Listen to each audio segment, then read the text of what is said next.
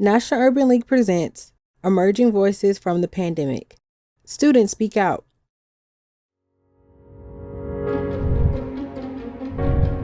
Across the United States, students like me were able to tell our stories about learning during the COVID-19 pandemic. Connected students asked the questions while disconnected and reconnected students shared their lived experiences.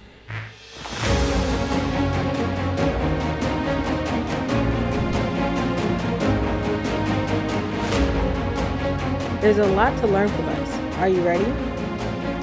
True stories, real students, useful recommendations.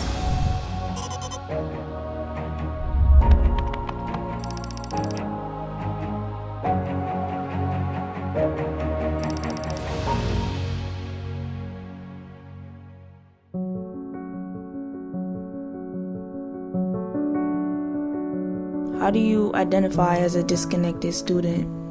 So I actually identify as reconnected because at first I was happy about not being in the building, but that excitement ended rapidly. I eventually got disconnected and stopped doing work just because I felt like the work that they were assigning was to keep me busy.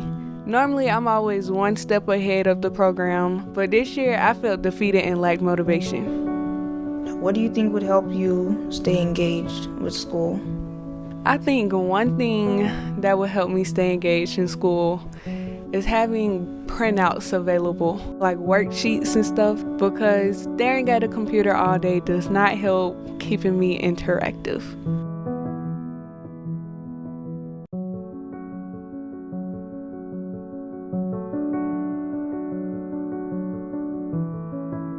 How would you describe your health during the pandemic?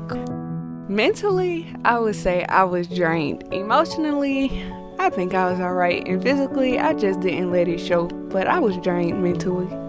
So Dasja, why do you think so many people stopped attending school, even including the seniors and juniors that knew that they were about to graduate? I feel like a lot of us stopped attending school because it was just flat out boring. I feel like it was hard to grasp the concept of learning from a computer screen and just sitting in the same spot all day without moving. Like, the little movement that you get doesn't feel like enough movement that you would get inside of a building in a classroom. Also, if I have a question and 34 other kids that's in my class online have a question, all of our questions won't be answered. And it's kind of hard to just sit there and teach yourself, basically.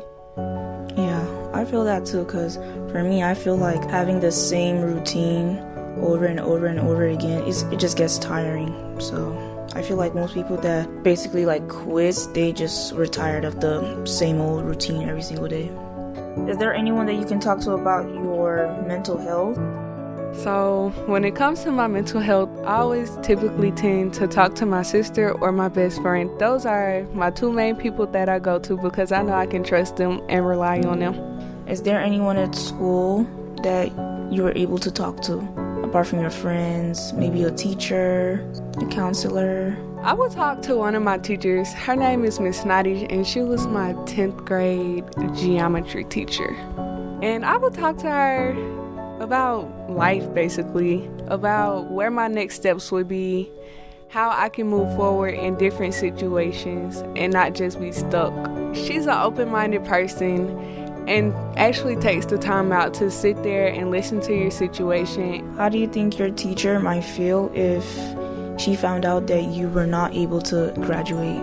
I honestly think she would be 100% disappointed in me.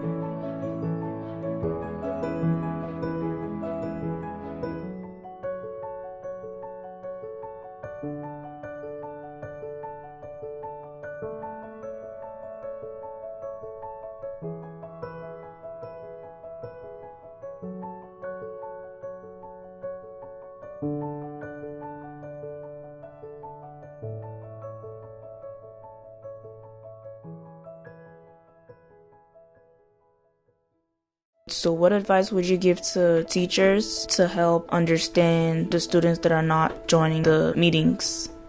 At the beginning of the school year, when you first establish that connection, check up on the students to see how they're doing, how they're feeling, and how their day is going. Let them know that you care.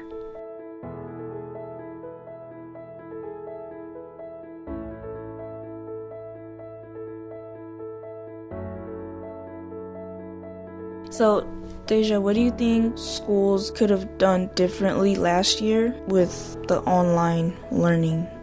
I feel like COVID was a sudden shock to everyone because of the time period for how long we all expected and the actual time period of us being out of a building.